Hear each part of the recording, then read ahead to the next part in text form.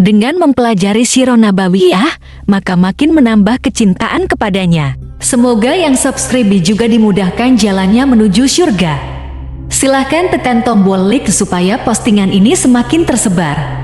Dan tulis doa serta hajat pemirsa di kolom komentar. Semoga semakin banyak yang mengaminkan, maka semakin cepat terkabul. Nabi Sulaiman alaihi salam adalah manusia terkaya sepanjang sejarah kehidupan manusia di muka bumi. Dalam beberapa kitab suci seperti Al-Quran, Alkitab, dan Injil, Nabi Sulaiman alaihi salam dijelaskan sebagai manusia terkaya yang pernah hidup di muka bumi. Tidak ada satupun manusia yang bisa mengalahkan total kekayaannya hingga hari kiamat tiba. Para arkeolog telah menemukan situs peninggalan sejarah Islam yang mengungkap total kekayaan Nabi Sulaiman alaihi salam. Ernst bin Yosef, seorang profesor dari Tel Aviv University, seorang peneliti, ia menyatakan bahwa 3000 tahun yang lalu Nabi Sulaiman alaihi salam diperkirakan memiliki kekayaan senilai 2,2 triliun US dollar. Apabila dikonversikan dengan nilai mata uang rupiah, maka nilainya setara dengan 32.891.870 triliun rupiah. Nilai itu berkali-kali lipat lebih banyak dari total kekayaan negara Indonesia yang hanya mencapai 11.454 triliun per 30 Desember 2021. Nabi Sulaiman alaihi salam memiliki beberapa mukjizat. Di antaranya adalah dapat berbicara dengan bahasa binatang. Beliau dapat memerintah mereka untuk melakukan sesuatu. Beliau juga dapat mengendalikan besar kecilnya tekanan angin dan dapat mengatur ke arah mana angin akan berhembus. Sehingga dengan itu Nabi Sulaiman dapat memanfaatkan angin sebagai kendaraannya dan juga kendaraan tentaranya. Nabi Sulaiman juga bisa melunakkan besi dan membentuknya menjadi pakaian perang yang anti tusukan senjata tajam. Nabi Sulaiman juga memimpin para jin. Mereka tunduk dan patuh pada perintah Nabi Sulaiman alaihi salam. Tidak hanya setan, iblis laknatullah yang merupakan makhluk pembangkang dapat dibuat tunduk bertekuk lutut pada perintah-perintah Nabi Sulaiman. Nabi Sulaiman bisa melakukan teleportasi, yaitu berpindah dari suatu tempat ke tempat yang lain dalam waktu singkat. Peristiwa itu dibuktikan dengan pemindahan singgasana Ratu Balqis atas perintah Nabi Sulaiman. Nabi Sulaiman dikenal sebagai raja yang adil dan bijaksana. Nabi Sulaiman diberkahi kecerdasan yang luar biasa untuk menyatupadukan segenap kekuatan yang Allah berikan kepadanya. Ia mengelola dan membawa kerajaannya menjadi kekuatan raksasa yang tak terkalahkan di masanya dengan segenap kemampuan yang dimilikinya. Tentara Nabi Sulaiman adalah tentara terkuat di bumi tanpa ada yang menandingi. Pertanyaan mendasar yang muncul kali ini adalah dari mana sumber kekayaan dan kekuatan Nabi Sulaiman alaihi salam? Untuk mendapat jawaban dari pertanyaan itu, simak video ini sampai akhir. Sebelum itu, mari bantu channel ini terus berkembang dengan cara subscribe dan nyalakan tanda loncengnya. Berikan komentar yang positif dan berikan like serta share video ini. Bismillahirrahmanirrahim. Sungguh kami benar-benar telah menganugerahkan ilmu kepada Daud dan Sulaiman. Keduanya berkata, segala puji bagi Allah yang melebihkan kami dari kebanyakan hamba-hambanya yang mukmin. Sulaiman telah mewarisi Daud dan dia berkata, wahai manusia, kami telah diajari untuk memahami bahasa burung dan kami dianugerahi segala sesuatu. Sesungguhnya, semua ini benar-benar karunia yang nyata. Quran Surat An-Naml ayat 15-16. Saudara-saudaraku yang dirahmati Allah, pada ayat di atas disebutkan bahwa Sulaiman telah mewarisi Daud. Nabi Sulaiman mewarisi Nabi Daud dalam sisi kenabian dan kekuasaan, bukan mewarisi harta, karena para nabi tidak mewariskan harta. Sebab sepeninggalan mereka, harta para nabi menjadi sedekah bagi orang-orang yang ada di sekitarnya, yaitu orang-orang fakir dan orang-orang yang membutuhkan. Dan harta para nabi tidak dikhususkan bagi kalangan keluarganya. Rasulullah Shallallahu Alaihi Wasallam bersabda, "Kami para nabi tidak mewariskan." Nabi Sulaiman mewarisi kenabian dari Nabi Daud. Ini adalah hal yang jelas. Allah telah memilihnya sebagai nabi dari Bani Israel. Begitu juga Allah telah memberinya kekuasaan kerajaan sehingga ia menjadi pemimpin Bani Israel. Barangkali sesuatu yang paling penting yang diwarisi oleh Nabi Sulaiman dari Nabi Daud adalah tradisi militer. Kemajuan militer yang dahsyat telah berpindah kepada Nabi Sulaiman.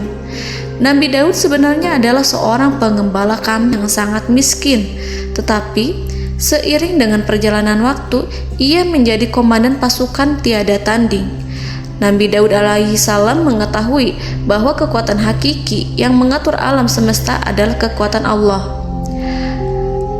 Ketika Nabi Daud mengelurkan tangannya dan memegang potongan batu, lalu beliau melemparkannya dengan ketepel ke arah Jalut, kepala Jalut retak dan ambruk menghantam tanah. Ini sebagai bentuk demonstrasi kekuatan darinya. Kehadiran Nabi Daud mengubah pasukan Bani Israel, di mana mereka sebelumnya lari jika berhadapan dengan musuh. Maka kini keberadaan mereka mulai diperhitungkan di masa hidupnya. Nabi Daud mengalami peperangan yang sangat banyak, tapi Al-Quran tidak menceritakan secara terperinci. Hal itu dikarenakan karena Al-Quran adalah kitab dakwah di jalan Allah, bukan kitab sejarah. Al-Quran hanya menceritakan di dalam Al-Quran surat Shad ayat 20, "Dan kami kuatkan kerajaannya, kerajaan Daud." Ayat tersebut berarti bahwa Nabi Daud belum terkalahkan dalam peperangan yang diikutinya.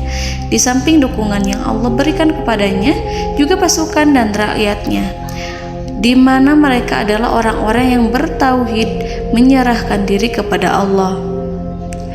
Allah Subhanahu wa Ta'ala mengajarkan kepada Nabi Daud hal-hal yang menjadikan pasukannya memiliki keistimewaan yang dengannya mereka dapat mengalahkan pasukan-pasukan lain, pasukan-pasukan besar yang ada di bumi pada saat itu. Allah Subhanahu wa Ta'ala berfirman dalam surat Saba ayat 10, "Dan kami telah melunakkan besi untuknya." Baju besi mungkin akan menjadi masalah dalam benak kita. Ketika orang-orang yang berperang, baju besi cukup mengganggu gerakan mereka. Kita bisa membayangkan ketika ada dua orang berperang, salah satu dapat bergerak bebas, sementara yang lainnya tidak leluasa bergerak karena tertahan dengan pakaiannya. Namun, dengan kekuasaan Allah, Nabi Daud dapat melunakkan besi dan membuat baju besi yang ringan, yang mudah untuk digunakan. Ini adalah kemajuan penting yang Allah berikan kepada Nabi Daud dan tentaranya. Kemajuan itu kemudian diajarkan, diwariskan dan dimiliki oleh Nabi Sulaiman alaihi salam. Nabi Sulaiman memiliki pasukan dahsyat yang melebihi pasukan manapun di bumi saat itu, atau bahkan mungkin saat ini. Bahkan Allah menambahkan karunia-Nya kepada Nabi Sulaiman yang disebutkan dalam Al-Quran surat An-Naml ayat 16. Dan Sulaiman telah mewarisi Daud, dan dia berkata, "Wahai manusia, kami telah diberi pengertian tentang suara burung, dan kami diberi segala sesuatu. Sesungguhnya ini benar-benar suatu karunia yang nyata." Saudara-saudaraku yang dirahmati Allah, pada suatu hari Nabi Sulaiman alaihi salam menengadahkan tangannya dan berdoa kepada Allah Subhanahu wa Ta'ala. Antara hati Nabi dan Allah tidak ada penghalang, tidak ada jarak, tidak ada sekatan waktu, tidak ada satupun dari para nabi yang berdoa kepada Allah kecuali doanya pasti dikabulkan. Doa Nabi Sulaiman alaihi salam direkam dalam Al-Quran surat Shad ayat 35. Nabi Sulaiman berkata, "Ya Tuhanku, ampunilah aku, anugerahkanlah kepadaku kerajaan yang tidak dimiliki oleh seorang pun sesudahku." Nabi Sulaiman menginginkan dari Allah sesuatu kerajaan yang belum pernah diperoleh oleh siapapun setelahnya. Allah Subhanahu wa Ta'ala mengabulkan doa Nabi Sulaiman dan memberinya kerajaan tersebut. Nabi Sulaiman mewarisi kekuasaan, kenabian, hikmah ilmu dari Nabi Daud alaihi salam. Orang-orang menyebut Nabi Sulaiman Al-Hakim, Sulaiman yang bijaksana. Kebijaksanaannya tidak terbatas pada keadilan di tengah-tengah manusia dan juga kasih sayangnya kepada mereka. Namun, kebijaksanaan Nabi Sulaiman juga berlaku di kalangan burung dan binatang lainnya. Nabi Daud juga mengenal bahasa burung, tetapi Nabi Sulaiman dapat berbicara dengan bahasa burung. Bahkan, ia dapat menggantikannya sebagai pembantunya ketika Nabi Daud bertasbih di gunung-gunung. Dan burung-burung serta binatang-binatang buas ikut bertasbih bersamanya. Bahkan angin pun berhenti untuk mendengarkan tasbih itu. Sedangkan Nabi Sulaiman, Allah Subhanahu wa Ta'ala memberinya karunia lebih dari itu, di mana binatang-binatang buas tunduk padanya. Begitu juga angin dan burung. Saudara-saudaraku yang dirahmati Allah, Nabi Sulaiman alaihi salam mampu mendengarkan bisikan semut yang berbicara kepada sesama mereka. Bahkan, ia mampu memerintahkan semut tersebut sehingga semut itu menjadi taat pada perintahnya. Pasukan Nabi Sulaiman memiliki kekuatan yang sangat dahsyat. Belum pernah ada di dunia ini satu pasukan pun yang memiliki kekuatan seperti itu. Kekuatan Nabi Sulaiman berasal dari beberapa kombinasi yang sangat mengagumkan, sehingga karenanya ia tidak dapat tertandingi. Kekuatan itu terdiri dari manusia, binatang-binatang, jin, dan lain sebagainya. Kita mengetahui bahwa jin adalah makhluk Allah dan manusia tidak mampu melihatnya atau menghadirkannya atau meminta pertolongan kepadanya. Sedangkan Nabi Sulaiman telah diberi Allah suatu kemampuan untuk menundukkan jin, mempekerjakan mereka sebagai tentara di tengah-tengah peperangan. Bahkan ia mampu menjadikan mereka sebagai pekerja-pekerja kasar di kerajaannya saat tidak ada peperangan. Oleh sebab itu, ketika ada pasukan lain yang mencoba melawan pasukan Nabi Sulaiman, mustahil mereka akan mendapatkan kemenangan. Bahkan pasukan Nabi Sulaiman diperkuat oleh pasukan burung. Burung di pasukan Nabi Sulaiman memerankan tugas penting, yaitu menjadi agen intelijen. Kita mengetahui bahwa peranan informasi saat peperangan adalah hal yang penting. Dari informasi tersebut, pasukan dapat mengetahui keadaan lawannya. Demikianlah peranan burung pada pasukan Sulaiman. Ia terbang di tengah-tengah musuh.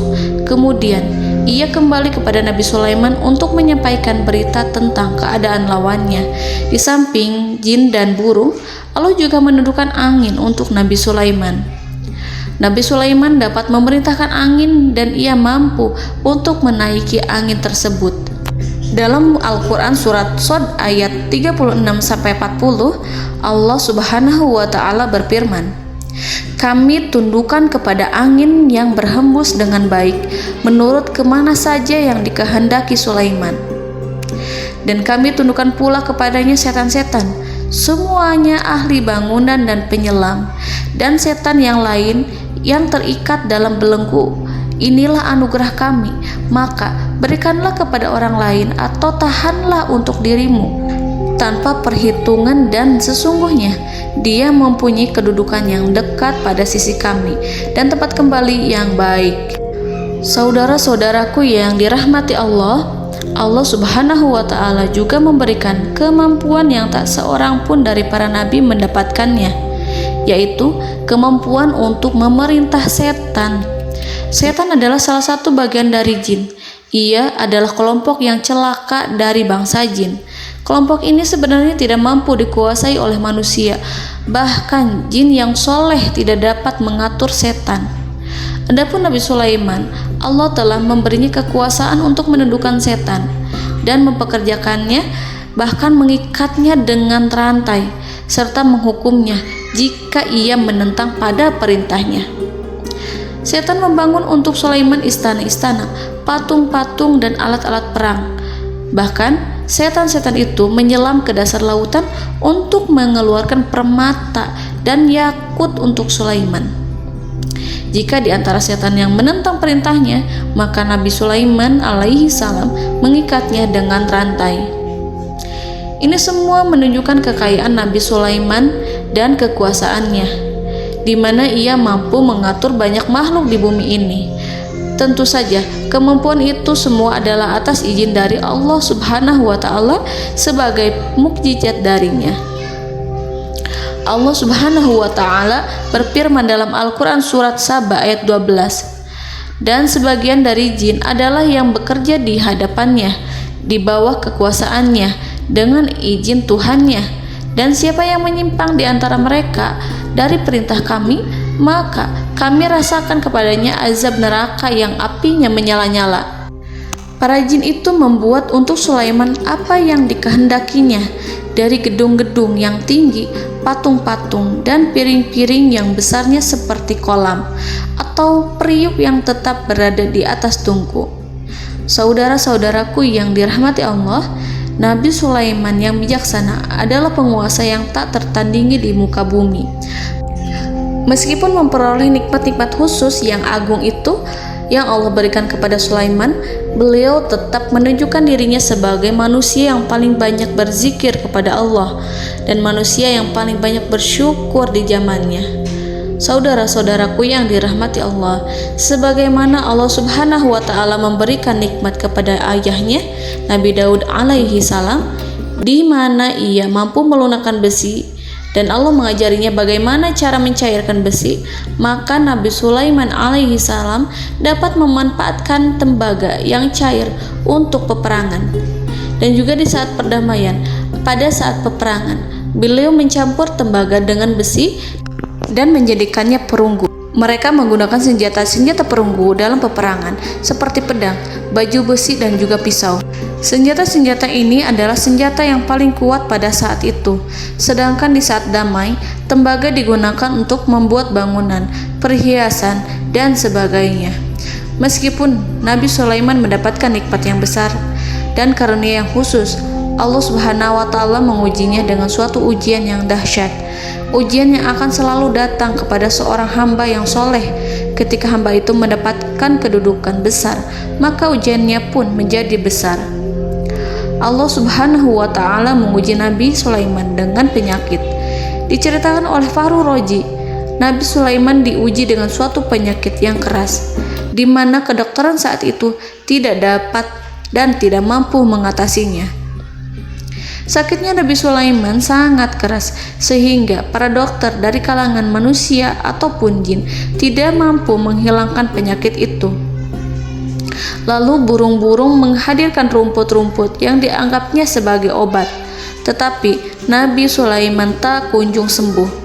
Semakin hari penyakit Nabi Sulaiman semakin menjadi-jadi, sehingga ketika Nabi Sulaiman duduk di atas kursi, ia duduk bagaikan tubuh tanpa roh. Seakan-akan ia mati karena saking kerasnya penyakit yang dideritanya.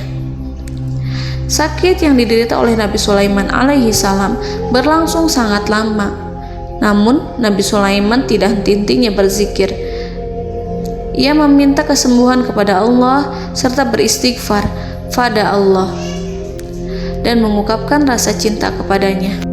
Selesailah ujian Allah terhadap hambanya Nabi Sulaiman.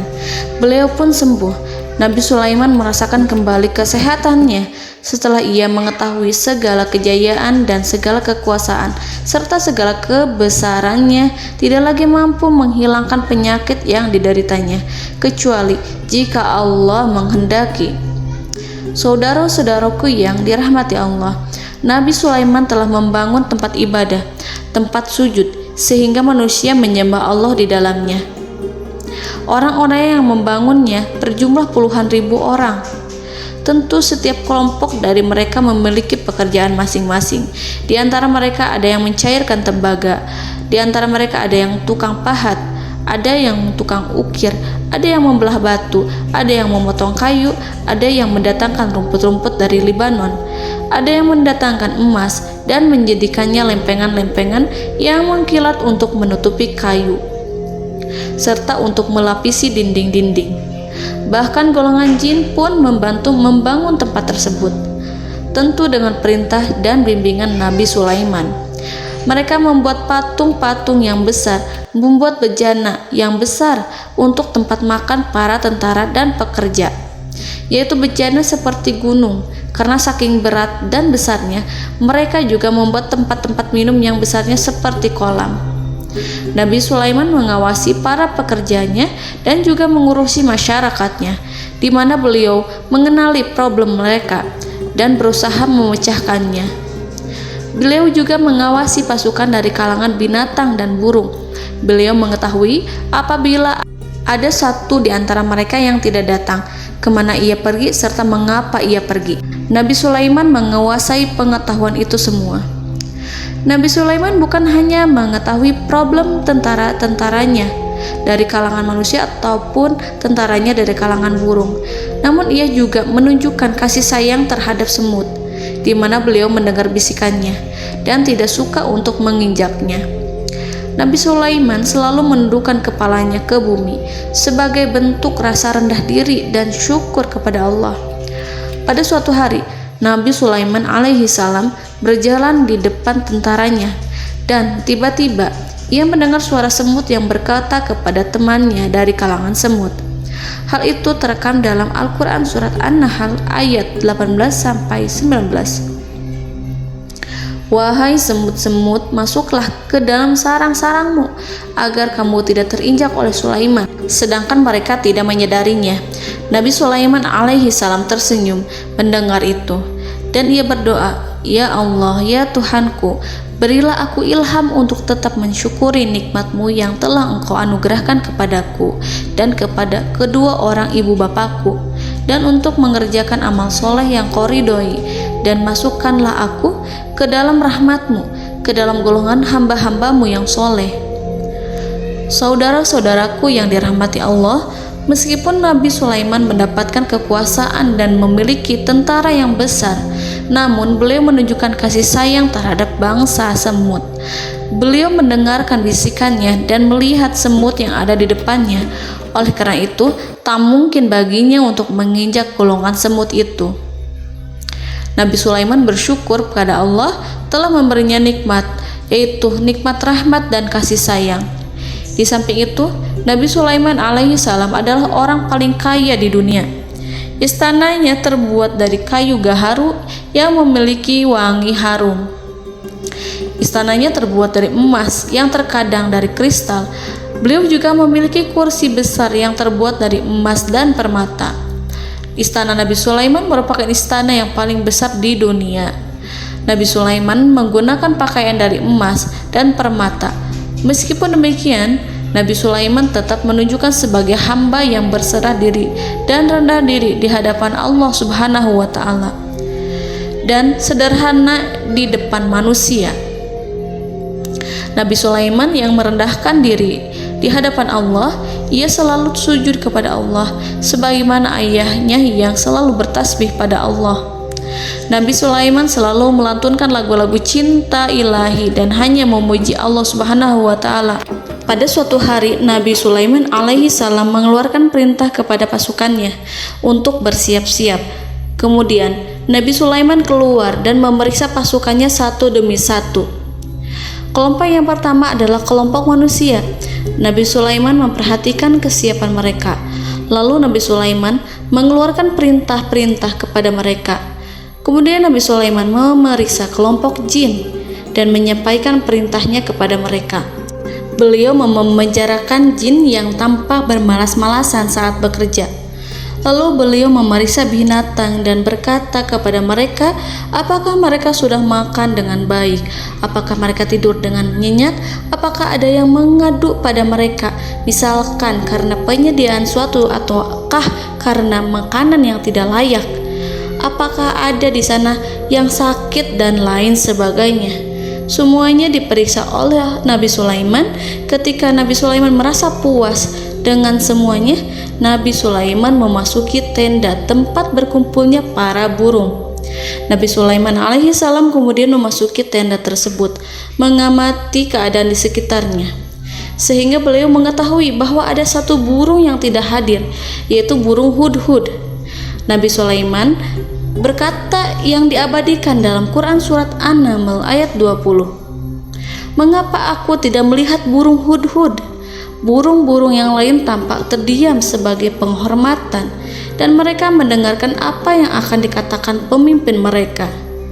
Nabi Sulaiman mengarahkan pandangannya pada semua burung dan tidak menemukan burung hudhud di antara mereka. Tak seekor burung pun yang mengetahui keberadaannya. Burung hudhud absen pada apel wajib kali ini. Nabi Sulaiman mulai menampakkan kemarahannya.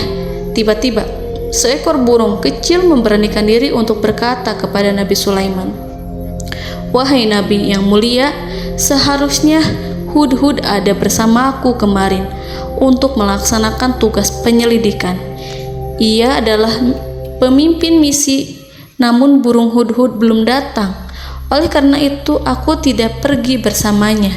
Burung itu tampak gemetar. Nabi Sulaiman mengetahui bahwa hudhud tidak hadir dan tak seorang pun mengetahui kemana ia pergi. Burung hudhud pergi tanpa izin terlebih dahulu.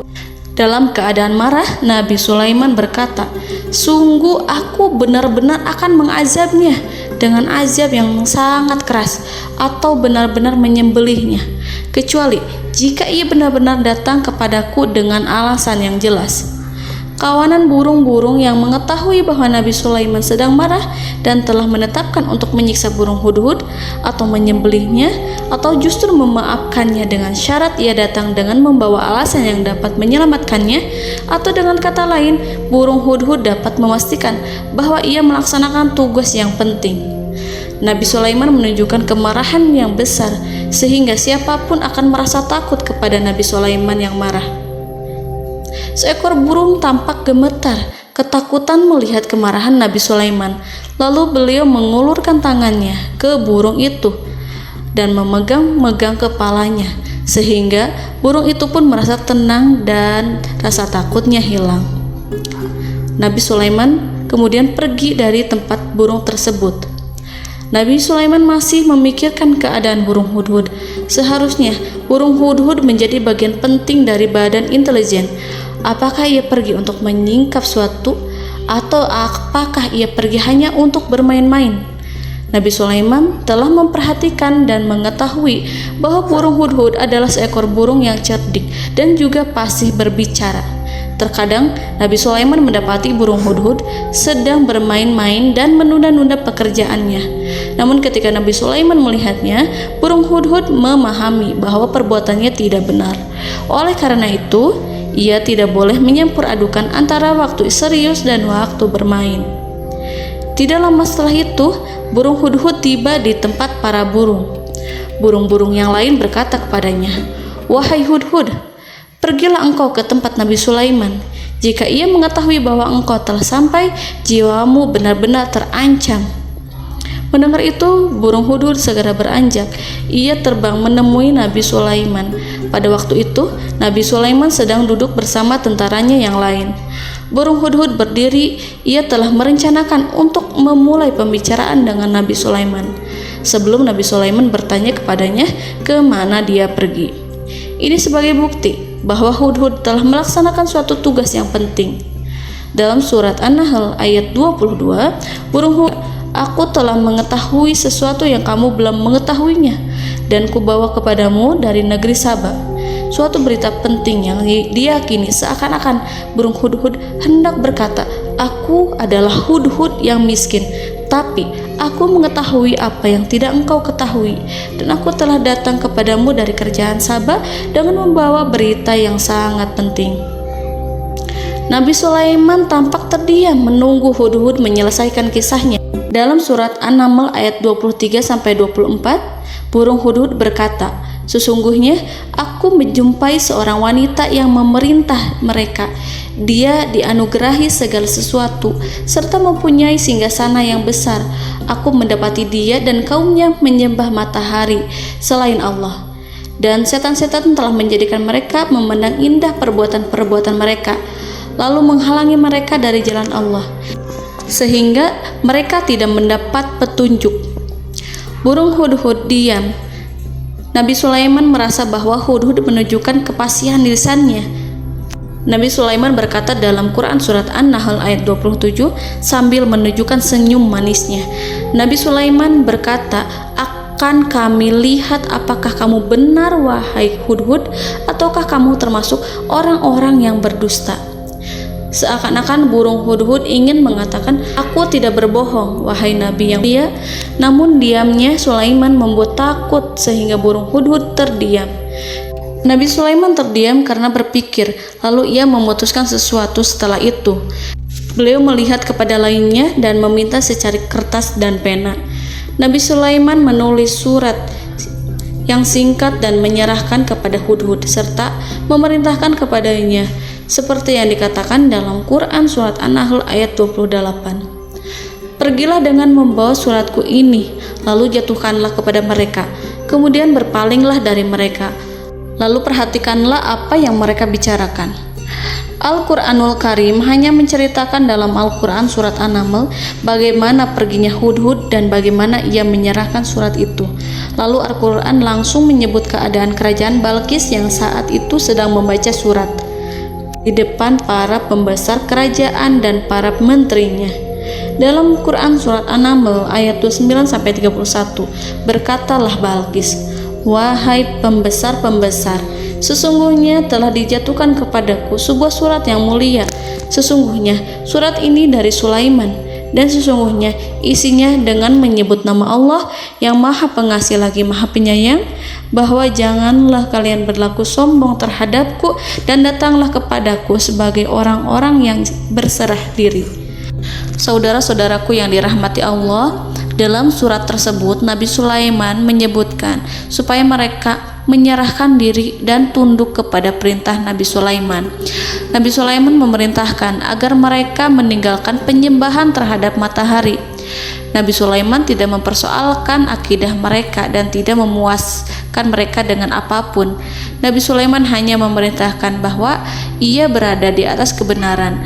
Bukankah ia didukung kekuatan yang berlandaskan keyakinan yang dimilikinya? Nabi Sulaiman hanya memerintahkan mereka agar tunduk dan patuh kepadanya.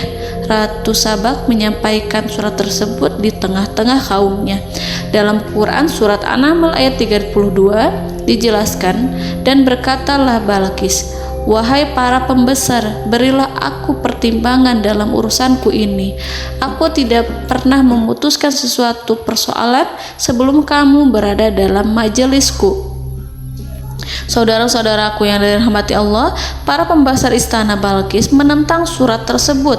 Isi surat itu membangkitkan kesombongan kaum Saba, di mana mereka merasa lebih kuat. Mereka mengetahui bahwa di sana ada seorang yang mencoba menentang mereka dan mengisyaratkan peperangan kepada mereka.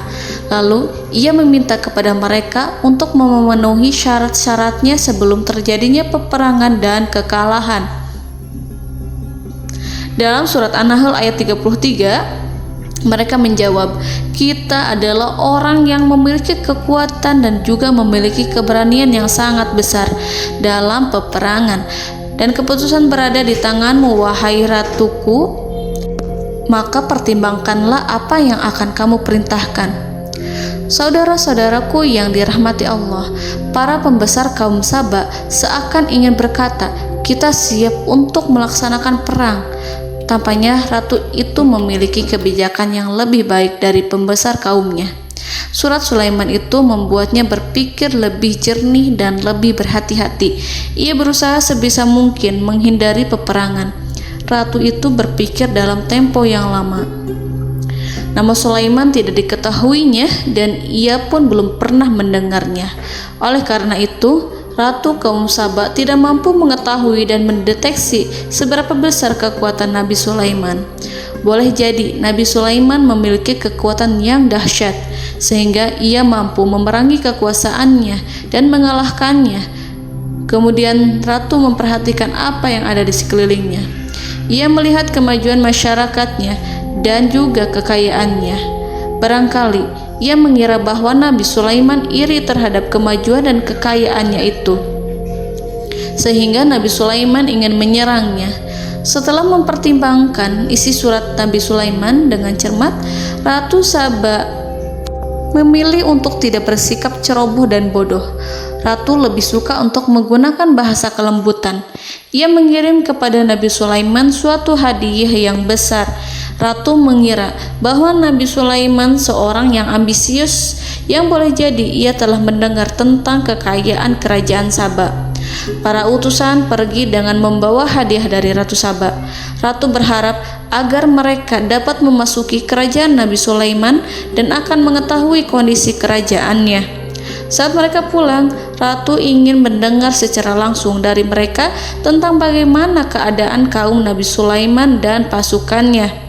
Setelah mendapatkan informasi yang cukup, maka Ratu Balqis dapat membuat sesuatu keputusan yang tepat. Ratu menyembunyikan apa yang terlintas dalam pikirannya, lalu ia berbicara kepada pembesar istananya bahwa ia dapat menyingkap niat jahat Raja Sulaiman melalui cara mengirimkan hadiah kepadanya. Ratu lebih memilih cara tersebut dan menunggu reaksi dari Nabi Sulaiman. Ratu berhasil memuaskan para pembesar istana, dan untuk sementara ia menghilangkan ide untuk berperang. Karena para raja jika menyerang suatu desa, maka pemimpin desa tersebut adalah orang yang paling banyak mendapatkan kehinaan. Akhirnya, para pembesar kaumnya merasa puas dengan pikiran Ratu Balqis. Saudara-saudaraku yang dirahmati Allah, dalam surat An-Naml ayat 34-35 dijelaskan, Ratu Balqis berkata, "Sesungguhnya raja-raja apabila memasuki suatu negeri, niscaya mereka akan membinasakannya dan menjadikan penduduknya yang mulia menjadi hina. Dan demikian pula lah yang akan mereka perbuat. Dan sesungguhnya aku akan mengirim utusan kepada mereka dengan membawa hadiah, dan aku akan menunggu apa yang akan dibawa kembali oleh utusan itu." Kemudian sampailah hadiah dari Ratu Balqis kepada Nabi Sulaiman. Para intelijen Nabi Sulaiman memberitahunya bahwa utusan Balqis datang dengan membawa hadiah. Nabi Sulaiman langsung mengetahui bahwa Ratu Balqis itu sengaja mengirim orang-orangnya untuk mengetahui atau untuk mendapatkan informasi tentang kekuatannya. Lalu setelah itu ia akan mengambil keputusan atau mengambil sikap kepada kerajaan Sulaiman. Nabi Sulaiman segera memanggil semua pasukannya untuk berkumpul. Utusan Balqis segera memasuki istana Nabi yang dipenuhi dengan pasukan yang besar bersenjata. Melihat itu, utusan Ratu Balqis tercengang dan terkejut ketika mereka melihat kekayaan yang mereka bawa tidak ada apa-apanya dibandingkan dengan kerajaan Nabi Sulaiman. Hadiah mereka tampak tidak berarti. Emas yang mereka bawa tampak tidak memiliki makna saat mereka memasuki istana Nabi Sulaiman yang terbuat dari kayu-kayu pohon gaharu yang mengeluarkan bau yang harum serta dihiasi dengan emas permata. Para utusan Ratu Balqis berdiri bersama Nabi Sulaiman dan menyaksikan bagaimana Nabi Sulaiman mengendalikan pasukannya. Kemudian mereka mulai berpikir tentang kekuatan dan kualitas pasukan Nabi Sulaiman. Betapa kagetnya mereka ketika melihat di tengah-tengah pasukan itu terdapat singa, burung, dan tentara dari kalangan manusia yang mampu terbang. Mereka pun sadar bahwa mereka di hadapan pasukan yang tiada tandingannya. Selesailah demonstrasi pasukan Nabi Sulaiman. Kemudian para utusan ratu dipersilahkan maju ke tempat hidangan makanan. Para utusan itu sangat terkejut ketika melihat berbagai macam makanan dari penjuru dunia ada di depannya. dan di antara makanan itu terdapat pula makanan yang biasa ditemukan di negeri mereka. Tetapi mereka melihat bahwa makanan itu memiliki rasa yang lebih istimewa. Selain itu, piring-piring yang ada di depan mereka dan dijadikan tempat makan tersebut terbuat dari emas, dan mereka dilayani oleh laki-laki yang berhias dengan emas. Di meja makan itu terdapat burung, ikan laut, dan berbagai macam daging yang mereka tidak mampu lagi membedakan daging apa itu. Nabi Sulaiman tidak makan bersama mereka, tapi beliau makan dengan menggunakan piring yang terbuat dari kayu. Beliau memakan roti yang kering yang dicampur dengan minyak. Inilah makanan yang dipilih Nabi Sulaiman. Makan bersama mereka dalam keadaan diam, mereka merasa kehadiran Nabi Sulaiman menciptakan suatu wibawa yang luar biasa. Selesai perjamuan itu, lalu dengan sangat malu mereka menyerahkan hadiah dari Ratu Balqis kepada Nabi Sulaiman. Hadiah itu berupa emas yang bagi mereka hadiah itu sangat bernilai tinggi. Tapi di sini hadiah itu tampak kecil di hadapan kekayaan-kekayaan Nabi Sulaiman yang sangat mengagumkan. Nabi Sulaiman memperhatikan hadiah dari Ratu Balqis itu dan berkata dalam Quran surat An-Naml ayat 36. Maka tatkala utusan itu sampai pada Sulaiman, Sulaiman berkata, "Apakah patut kamu menolong aku dengan harta? Maka apa yang diberikan Allah kepadaku lebih baik daripada apa yang diberikannya kepadamu. Tetapi kamu merasa bangga dengan hadiahmu." Saudara-saudaraku, Raja Sulaiman menyingkap dengan kata-katanya yang singkat itu penolakannya terhadap hadiah mereka. Ia memberitahu utusan itu bahwa ia tidak menerima hadiah tersebut.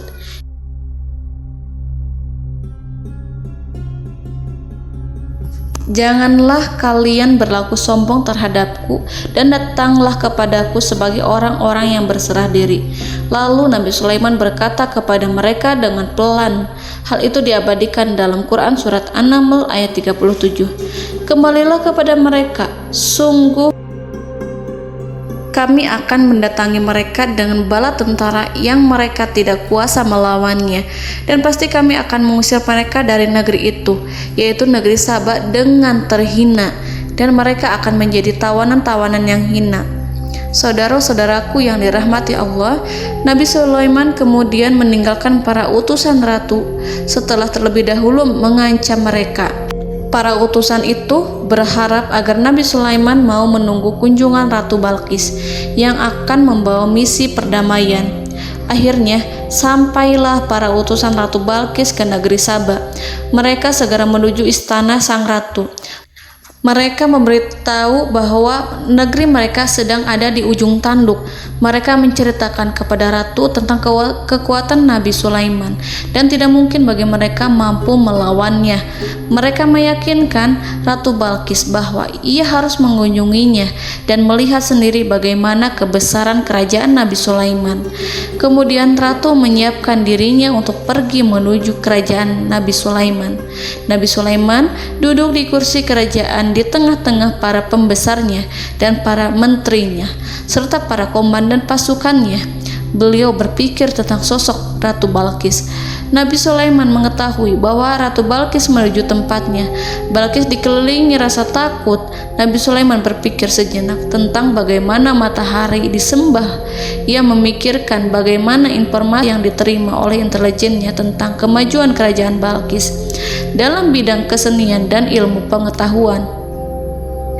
Nabi Sulaiman bertanya kepada dirinya sendiri, apakah kemajuan menjadi penghalang untuk mengetahui kebenaran? Apakah ratu itu senang dengan kekuatan yang dicapainya? Dan ia membayangkan bahwa kekuatannya adalah segalanya. Dengan kemajuan yang dimilikinya, Nabi Sulaiman ingin membuat kejutan agar ratu mengetahui bahwa Islam yang diyakini oleh Nabi Sulaiman adalah satu-satunya yang mampu mendatangkan kemajuan dan kekuatan yang hakiki, sehingga ia dapat membandingkan antara keyakinannya dalam menyembah matahari beserta kemajuan yang dicapainya dengan keyakinan Nabi Sulaiman beserta kemajuan yang diraihnya. Saudara-saudaraku yang dirahmati Allah, para mata-mata Nabi Sulaiman telah memberitahunya bahwa hal yang sangat disegani dan dikagumi oleh kaum Balkis adalah kerajaan Saba, yaitu singgasana Ratu Balkis. Singgasana itu terbuat dari emas dan batu delima. Singgasana tersebut dijaga oleh penjaga yang sangat disiplin, di mana mereka tidak pernah lalai sedikit pun. Oleh karena itu, sangat tepat apabila Nabi Sulaiman menghadirkan singgasananya di sini, di kerajaannya, sehingga ketika ratu tiba, maka ia dapat duduk di atasnya. Nabi Sulaiman ingin membuat kejutan kepadanya dan menunjukkan bahwa kemampuannya tersebut yang berlandaskan pada keislaman. Nabi Sulaiman melakukan yang demikian itu dengan harapan agar si ratu tunduk kepadanya. Ide itu terlintas dalam diri Nabi Sulaiman. Lalu ia mengangkat kepalanya dan menoleh kepada anak buahnya. Hal itu diabadikan dalam Quran Surat An-Naml ayat 38. Wahai para pembesar, siapakah di antara kamu sekalian yang sanggup membawa singgasananya kepadaku sebelum mereka datang kepadaku sebagai orang-orang yang berserah diri? Saudara-saudaraku, perhatikanlah ungkapan pikiran Nabi Sulaiman tersebut. Semua pemikirannya berkisar tentang keislaman para penyembah matahari, tentang bagaimana beliau dapat memberikan petunjuk kepada mereka di jalan Allah. Yang pertama menjawab pertanyaan Nabi Sulaiman adalah jin Ifrit. Dalam Quran Surat An-Naml ayat 39, berkatalah Ifrit yang cerdik dari golongan jin, aku akan datang kepadamu dengan membawa singgasana itu sebelum kamu berdiri dari tempat dudukmu. Sesungguhnya aku benar-benar kuat untuk membawanya, lagi dapat dipercaya. Nabi Sulaiman berdiri dari tempat duduknya setelah 1 atau 2 jam. Jin itu berjanji kepadanya untuk menghadirkan singgasana Balkis sebelum itu. Istana Nabi Sulaiman di Palestina, sedangkan istana Balkis terletak di Yaman. Antara singgasana tersebut dengan singgasana Nabi Sulaiman berjarak lebih dari ribuan mil. Barangkali pesawat yang cepat sekalipun yang kita kenal hari ini tidak akan mampu membawa dan mendatangkan istana itu dalam waktu 1 jam. Tetapi masalahnya di sini berhubung dengan kekuatan jin yang serba misterius, Nabi Sulaiman tidak mengomentari sedikit pun terhadap apa yang dikatakan oleh Ifrit. Nabi Sulaiman tapak menunggu tanggapan dari yang lain yang mampu menghadirkan singgasana Balkis yang lebih cepat dari jin Ifrit. Nabi Sulaiman menoleh kepada seorang di sana yang duduk di atas naungan. Hal itu diceritakan dalam Quran Surat An-Naml ayat 40. Berkatalah seorang yang mempunyai ilmu dari Alkitab, aku akan membawa singgasana itu kepadamu sebelum matamu berkedip. Maka tatkala Sulaiman melihat singgasana itu terletak di hadapannya, ia pun berkata, ini termasuk karunia Tuhanku untuk memuji aku. Apakah aku akan bersyukur atau mengingkari nikmatnya? Dan barang siapa yang bersyukur, maka sesungguhnya dia bersyukur untuk kebaikan dirinya sendiri. Dan barang siapa yang ingkar, maka sesungguhnya Tuhanku maha kaya lagi maha mulia. Saudara-saudaraku, belum lama seorang yang mempunyai ilmu dari Alkitab menyatakan kalimatnya, sehingga singgasana itu tiba-tiba ada di depan Nabi Sulaiman yang mampu menghadirkan singgasana itu lebih cepat dari kedipan mata. Al-Quranul Karim tidak menyingkap kepribadian seorang yang menghadirkan singgasana itu. Al-Quran hanya menggarisi bahwa orang itu mempunyai ilmu dari Alkitab. Al-Quran tidak menjelaskan kepada kita apakah ia seorang malaikat ataukah manusia ataukah jin. Al-Quran sengaja tidak menyingkap informasi tersebut. Saudara-saudaraku yang dirahmati Allah, setelah melihat singgasana itu, Nabi Sulaiman bersyukur kepada Allah. Ia mulai memperhatikan singgasana sang ratu. Singgasana tersebut merupakan simbol pembangunan dan juga kemajuan, tetapi tampaknya ia hanya sesuatu yang biasa saja jika dibandingkan dengan kekuasaan dan kebesaran ciptaan yang dibuat oleh manusia dan jin di kalangan istana Nabi Sulaiman. Nabi Sulaiman memikirkan dalam tempo yang lama singgasana Ratu Balkis itu. Kemudian beliau memerintahkan agar singgasana itu diperbaiki, sehingga saat Ratu Balkis datang, Nabi Sulaiman akan mengujinya apakah Ratu Balkis dapat mengenali singgasananya ataukah tidak. Dalam Al-Quran surat An-Naml ayat 41, Nabi Sulaiman berkata, "Ubahlah baginya singgasananya, maka kita akan melihat apakah dia mengenal ataukah dia termasuk orang-orang yang tidak mengenalnya." Saudara-saudaraku yang dirahmati Allah, Nabi Sulaiman memerintahkan agar dibangun istana yang akan digunakan untuk menyambut Ratu Balqis. Nabi Sulaiman memilih tempat di laut dan ia memerintahkan agar dibangun suatu istana di mana sebagian besar terdiri dari air laut. Nabi Sulaiman memerintahkan agar lantainya itu terbuat dari kaca yang tebal dan kuat, sehingga orang-orang yang berjalan di atas istana itu akan dapat melihat di bawahnya ada ikan-ikan yang berwarna-warni yang berenang-renang ke sana kemari, dan mereka akan melihat rumput-rumput laut yang bergerak-gerak. Akhirnya, selesailah pembangunan istana itu. Saking bersihnya kaca lantainya sehingga tampak di sana tidak ada kaca. Burung hudhud memberitahu Nabi Sulaiman bahwa Ratu Balqis telah sampai di dekat kerajaannya. Kemudian Ratu Balqis datang. Al-Quran tidak menyebutkan keadaan Nabi Sulaiman saat menyambut Balqis, namun Al-Quran menunjukkan dua sikap Ratu Balqis ketika pertama kali datang. Yang pertama, bagaimana sikap Ratu Balqis ketika pertama kali melihat singgasananya yang datang mendahuluinya, padahal ia telah meninggalkan pengawalnya untuk setia menjaga singgasana itu. Keadaan kedua adalah keadaan ketika di depan istana yang dibangun untuk menyambut Ratu Balqis. Istana itu penuh dengan permata dan banyak ikan berenang di bawahnya. Dalam Quran surat An-Naml ayat 42 dijelaskan, dan ketika Balqis datang, ditanyakanlah kepadanya, "Serupa inikah singgasanamu?" Balqis menjawab, "Seakan-akan singgasana ini adalah singgasanaku. Kami telah diberi pengetahuan sebelumnya dan kami adalah orang-orang yang berserah diri." Saudara-saudaraku, pada dialek di atas, Balqis melihat singgasananya dan ia tercengang saat mengetahui bahwa itu adalah singgasana miliknya. Namun kemudian ia mulai ragu karena melihat tidak sepenuhnya itu singgasana miliknya. Jika itu benar-benar miliknya, lalu bagaimana ia datang mendahuluinya? Dan bila bukan singgasananya, maka bagaimana Sulaiman dapat meniru sepersis dan seteliti itu? Padahal Sulaiman tidak pernah sekalipun ke kerajaannya. Nabi Sulaiman berkata saat melihat Balqis mengamati singgasananya, "Apakah ini singgasanamu?" Balqis terlihat sangat kebingungan, namun setelah itu ia menjawab, "Sepertinya benar." Nabi Sulaiman berkata, "Kami telah diberi ilmu sebelumnya dan kami sebagai orang-orang muslim."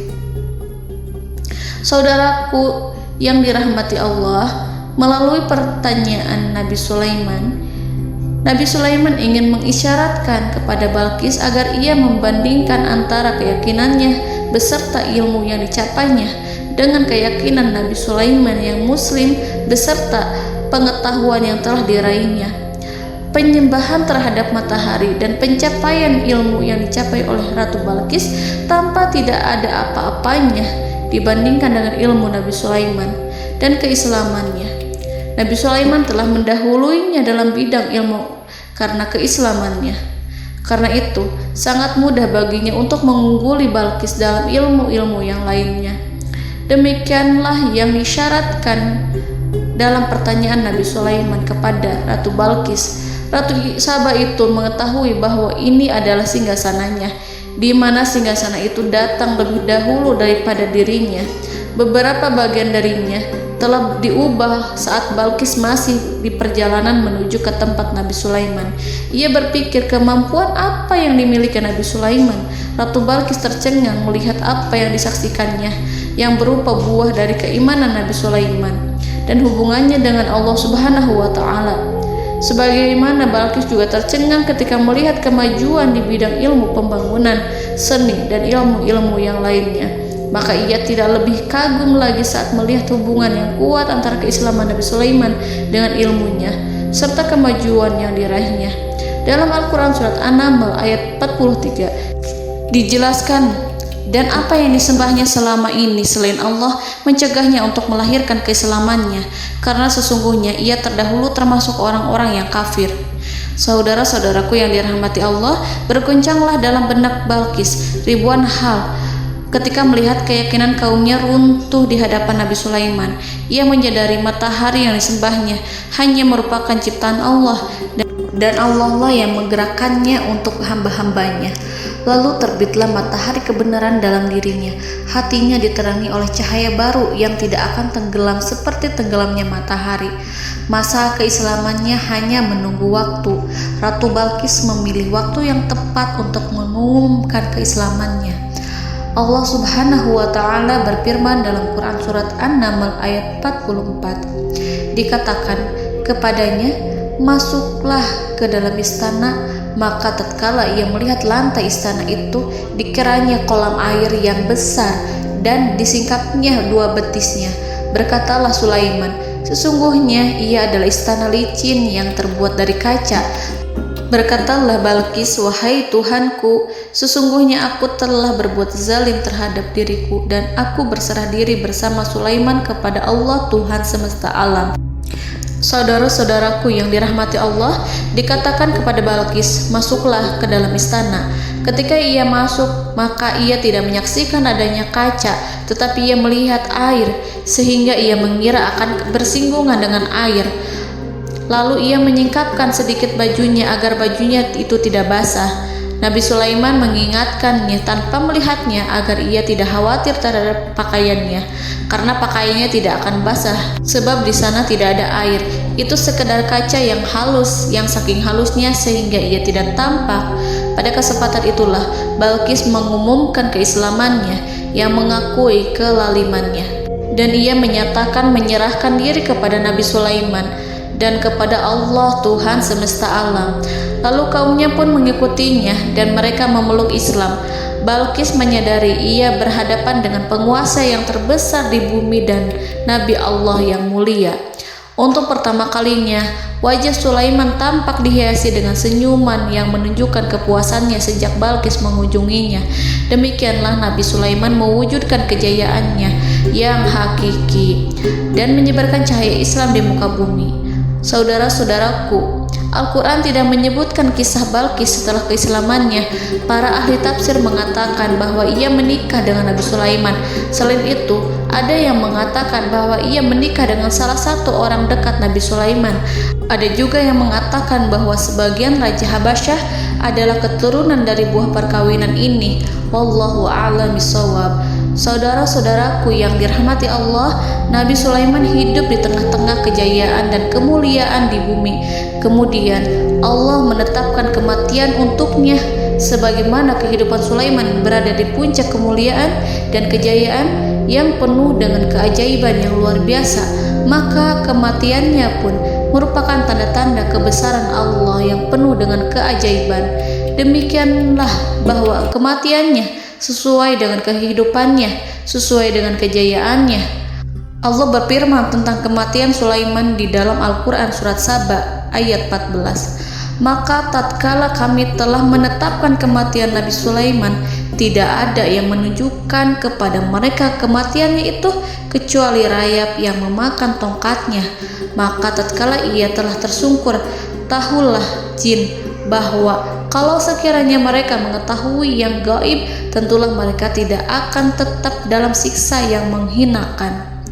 Saudara-saudaraku, kemampuan Nabi Sulaiman untuk menundukkan jin dan mempekerjakan mereka serta hubungan mereka dengan semua itu menimbulkan fitnah di tengah-tengah manusia dalam hal tertentu. Kematian Nabi Sulaiman merupakan batasan jawaban terhadap fitnah ini. Kami tidak mengetahui siapa yang mengklaim bahwa jin mengetahui hal yang gaib. Apakah itu setan yang terkutuk, atau jin yang bodoh, atau manusia yang tertipu?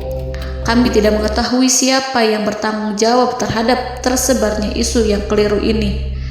Yang kita ketahui adalah bahwa hal tersebut adalah mempengaruhi sebagian manusia dan jin.